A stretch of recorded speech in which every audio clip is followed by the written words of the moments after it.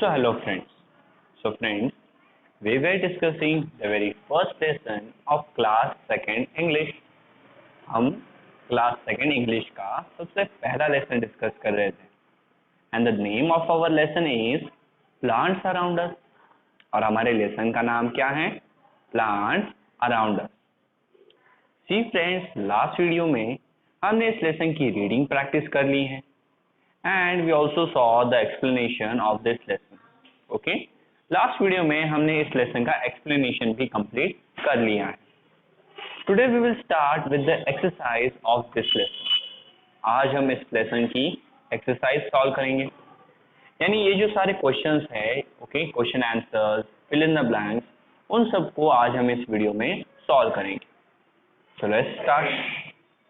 Our first question is choose the correct answer. Friends, you have to repeat after me.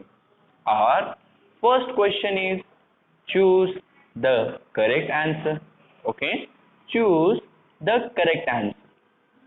यानी हमारे पास यहाँ पे 4 sentences दिए गए हैं और इन हर एक सेंटेंस में यहाँ पे एक ब्लैंक छोड़ी गई है। नाउ इस ब्लैंक में हमें करेक्ट आंसर फिल करना है। ओके, तो हर एक सेंटेंस के लिए हमें नीचे 4 ऑप्शंस दिए गए हैं और इन चारों ऑप्शंस में से जो हमारा करेक्ट आंसर है वो करेक्ट आंसर हमें यहाँ पे लिखना है। ओके, तो ये हमारा फर्स्ट क्वेश्चन। क्या हमें कुछ सेंटेंसेस दिए गए हैं, उन सेंटेंसेस में जो ब्लैंक्स हैं, ओके, ये जो ब्लैंक है, इन ब्लैंक को भरने के लिए इन ऑप्शंस में से करेक्ट आंसर चूज करना है। So let's see our first sentence. The thick woody stem of a tree is called a. Friends, repeat after me. The thick woody stem of a tree, okay, woody stem of a tree is called a. The thick woody stem of a tree is called, यानी पेड़ की जो woody और thick यानी मोटी stem होती है उसे हम क्या बुलाते हैं? क्या उस स्टेम को हम श्रब बुलाते हैं और क्लाइम और ट्री, और we call it a climber और अ ब्रांच। ओके, ट्री की जो थिक यानी मोटी और वुडी स्टेम होती है उसे हम श्रब, ट्रंक, क्लाइंबर या ब्रांच, इन चारों में से क्या बुलाते हैं? तो श्रब और क्लाइंबर ये तो ट्री के स्टेम नहीं है, ये तो खुद एक पूरा अलग प्लांट है। ट्रंक और ब्रांच, इन दो में से ही हमारा कोई एक करेक्ट ऑप्शन होगा और हमें पता है हमारा करेक्ट ऑप्शन क्या है? ट्रंक। बिकॉज ट्री की जो थिक और वुडी स्टेम है उसे हम ट्रंक बुलाते हैं। यस, ट्रंक से ऐसे छोटे छोटे ब्रांचेस बाहर निकलते हैं। ओके, तो हमारा करेक्ट आंसर क्या है? ट्रंक। और ये ट्रंक वर्ड आप यहाँ पे राइट डाउन करोगे। ओके, यहाँ पे राइट डाउन कीजिए ट्रंक। तो tree, R U N K, trunk. चलो सेकेंड सेंटेंस देखते हैं कि dash plants have a fleshy stem that stores water. Friends, repeat after me. Dash plants have a fleshy stem that stores water. Dash plants have a fleshy stem that stores water. यानी ऐसे कौन से plants हैं जिनकी stem काफी flashy होती है? Flashy मतलब ऐसी मोटी होती है जिसके अंदर हम वाटर स्टोर कर सकते हैं। तो क्या वो डेजर्ट प्लांट्स होते हैं, या फिर माउंटेन प्लांट्स होते हैं, या फिर वाटर प्लांट्स होते हैं, या लैंड यानी जमीन पे उगने वाले प्लांट्स होते हैं? तो इन चारों में से ऐसा कौन सा प्लांट है जिसकी स्टेम वाटर को स्टोर कर सकती है? नाउ वी नो दैट, हमने लेसन पढ़ा है डेजर्ट के जो प्लांट्स होते हैं उनकी स्टेम फ्लैशी होती है और उन्हीं की स्टेम वाटर को स्टोर कर सकती है। ओके, बिकॉज डेजर्ट में यानी रेगिस्तान में पानी नहीं होता, इसलिए प्लांट्स क्या करते हैं? अपनी स्टेम में पानी को स्टोर करके रखते हैं ताकि वो काफी सारे दिनों के लिए वो पानी यूज कर सकते हैं। तो डेजर्ट ये हमारा करेक्ट ऑप्शन है। तो ये जो डेजर्ट वर्ड है आप यहाँ इस ब्लैंक में राइट डाउन करोगे। चलो देखते हैं third sentence. The pine tree has leaves that look like, friends repeat after me, the pine tree have leaves that look like. Pine tree के पास लीव्स होते हैं, हमें पता है, अगर वो ट्री है तो उसके पास लीव्स हो गई ही। बट पाइन ट्री के जो लीव्स है वो किस तरह दिखते हैं? क्या वो स्पून की तरह दिखते हैं यानी चम्मच की तरह, हैंड्स की तरह यानी हमारा जो हाथ है उसकी तरह दिखते हैं, नीडल्स की तरह लगते हैं यानी सुई, सुई पता है ना आपको, तो नीडल्स की तरह लगते हैं, या प्लेट्स की तरह दिखते हैं? ओके, प्लेट्स पता है ना, खाने में आप यूज करते हो प्लेट्स। तो पाइन ट्री के जो लीव्स है वो स्पून की तरह दिखते हैं, हैंड्स की तरह दिखते हैं, या फिर नीडल्स या प्लेट्स की तरह दिखते हैं? हमने पाइन ट्री तो देखा हुआ है बुक में।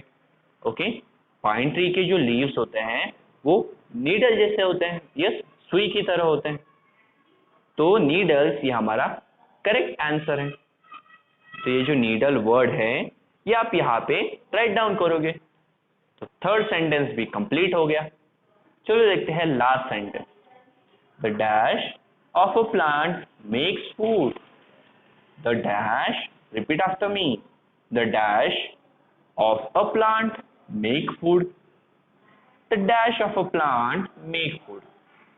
यानी इन चारों में से प्लांट का कौन सा पार्ट है जो फूड बनाता है? Okay, which part of the plant makes food? Is are roots make food? Do roots make food और डू ब्रांचेस मेक फूड? क्या रूट्स फूड बनाते हैं या फिर ब्रांचेस फूड बनाते हैं? और डू फ्लावर्स मेक फूड और लीव्स मेक फूड? या फ्लावर्स फूड बनाते हैं या फिर लीव्स फूड बनाते होंगे? तो चारों में से फूड कौन बनाता है? रूट्स बनाते हैं? नहीं। ब्रांचेस? नो। Then flowers? नहीं, फ्लावर्स भी नहीं बनाते। वी नो दैट लेसन के सबसे आखिर में हमने ये पढ़ा है कि leaves make the food. Okay, food कौन बनाता है? लीव्स, यानी पेड़ के जो पत्ते हैं वो खाना बनाते हैं, वो फूड बनाते हैं। तो लीव्स ये वर्ड आप यहाँ पे राइट डाउन करोगे। ओके, तो हमारी फर्स्ट एक्टिविटी तो कंप्लीट हो गई, यानी फर्स्ट क्वेश्चन कंप्लीट हो गया। ओके, नाउ ये पूरी एक्टिविटी आपको आपके नोटबुक में राइट डाउन करनी है और स्कूल क्या है व्हाट्सएप नंबर पे सेंड करना है। ओके, चलो नेक्स्ट क्वेश्चन देखते हैं। तो नेक्स्ट क्वेश्चन क्या है? Okay, what is our next question? Fill the table, some examples have been done for you. Okay, repeat after me, fill the table। क्या करना है हमें? fill the table, some examples have been done for you। यहाँ हमारे पास एक table है, इस table में देखो ये सारे बॉक्सेस एम्प्टी थे। ओके, ये सारे जो बॉक्सेस हैं जिनमें हमने पेंसिल से राइट डाउन किया है वो सब हमारे एम्प्टी बॉक्सेस थे। तो इन एम्प्टी बॉक्सेस में हमें करेक्ट वर्ड फिल करना है, यानी यहाँ पे जो ये सारे एम्प्टी बॉक्सेस थे उन्हें करेक्ट वर्ड से फिल करना है। और कुछ वर्ड्स उन्होंने ऑलरेडी यहाँ पे फिल करके हमें दिए हैं। तो देखो, यहाँ पे हमें ट्रीज के बारे में लिखना है, यहाँ पे हमें श्रब्स के बारे में लिखना है, और यहाँ पे हमें हर्ब्स के बारे में लिखना है। ओके, ट्रीज के बारे में सबसे पहले हमें उनके स्टेम के बारे में लिखना है कि ट्रीज की जो स्टेम है वो कैसी होती है। So the stem of the tree is hard and woody. Repeat after me, the stem of the tree is hard and woody. Tree की जो स्टेम है वो हार्ड भी होती है और वुडी भी होती है। ओके, देन ट्री के बारे में हमें दूसरी लाइन लिखनी है कि how long it lives. Okay, how long tree leaves, यानी एक ट्री कितने सालों के लिए जिंदा रह सकता है। तो हमने लेसन रीड किया है, tree lives for many years. Okay, tree lives for many years. तो यहाँ पे जो बॉक्स था उसे हमने मेनी ईयर्स से फिल कर दिया। उसी तरह श्रब्स के लिए अगेन हमारे पास दो बॉक्सेस हैं। पहले बॉक्स में हमें श्रब्स के स्टेम के बारे में लिखना है। तो श्रब्स की जो स्टेम है वो कैसी होती है? श्रब्स की स्टेम हार्ड एंड थिन होती है। कैसी होती है? हार्ड एंड थिन, यानी वो भी काफी हार्ड यानी मजबूत होती है, बट थिन यानी पतली होती है। थिन का मतलब क्या है? पतली होती है। देन श्रब्स के बारे में सेकेंड बॉक्स में हमें लिखना है how long it lives. Okay, shrubs के बारे में हमें क्या लिखना है? हाउ लॉन्ग इट लीव्स, यानी श्रब्स कितने सालों तक जिंदा रहते हैं। तो shrub also lives for many years. Repeat after me. Shrub also lives for many years. यानी shrubs भी काफी सालों तक lives यानी जिंदा रहते हैं। ओके, तो ये वाला बॉक्स भी हमने भर दिया। अभी हम इन दोनों बॉक्सेस को फिल करेंगे और यहाँ क्या राइट डाउन करना है? किसके बारे में राइट डाउन करना है? हर्ब्स के बारे में। तो हर्ब्स के बारे में हमने लेसन में पढ़ा है।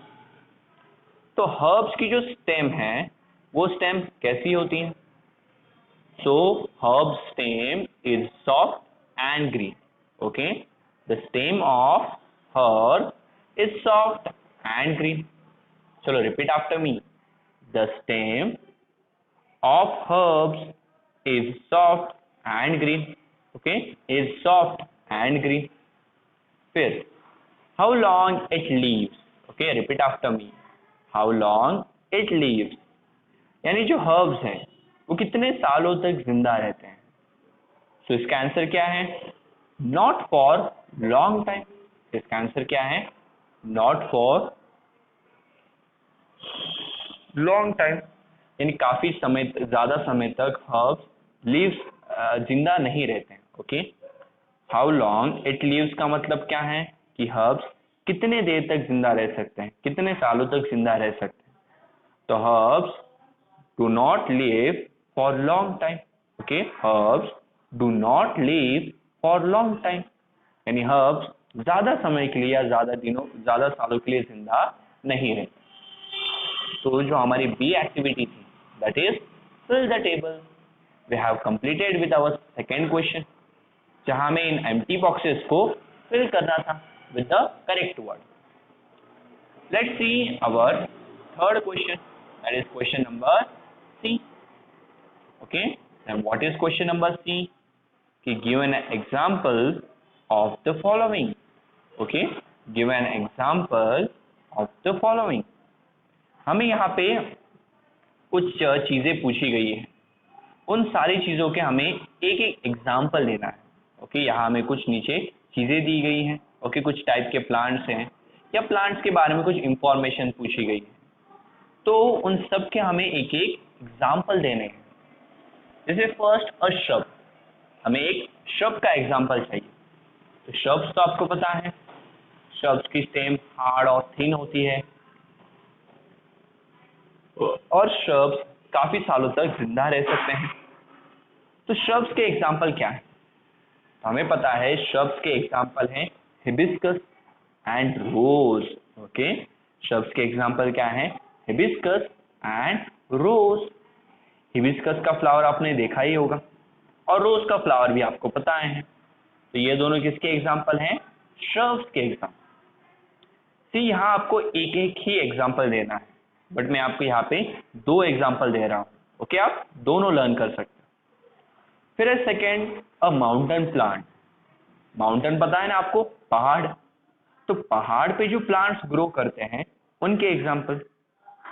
तो पहाड़ पे ग्रो होने वाले पहाड़ पे जो प्लांट्स ग्रो होते हैं उनका एग्जाम्पल क्या है? पाइन एंड फिर। ओके, पाइन एंड फिर। ओके, इसे हम फिर बुलाते हैं, फिर भी एक प्लांट है। ओके, सो पाइन एंड फिर ये माउंटेन प्लांट्स हैं। That means this plants grow on mountains.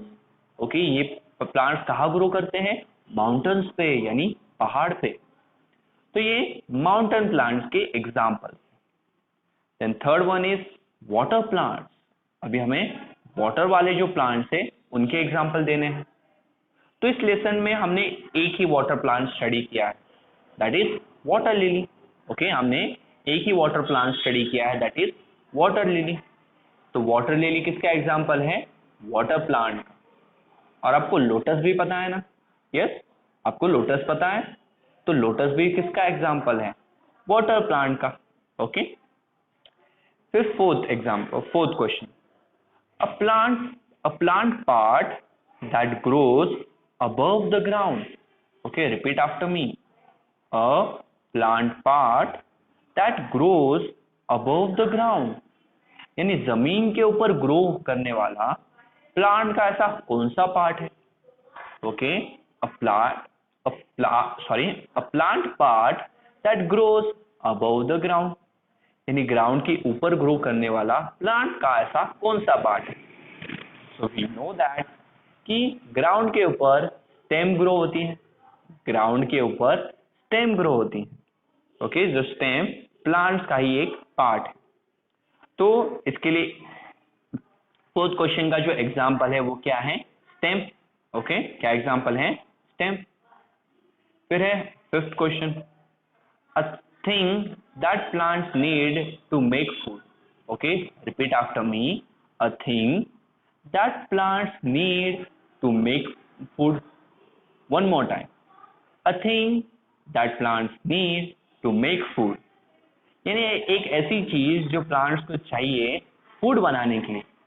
यानी प्लांट्स अपना खाना खुद बनाते हैं, तो फूड बनाने के लिए उन्हें एक कोई तो भी चीज चाहिए, तो उस चीज का नाम आपको बताना है।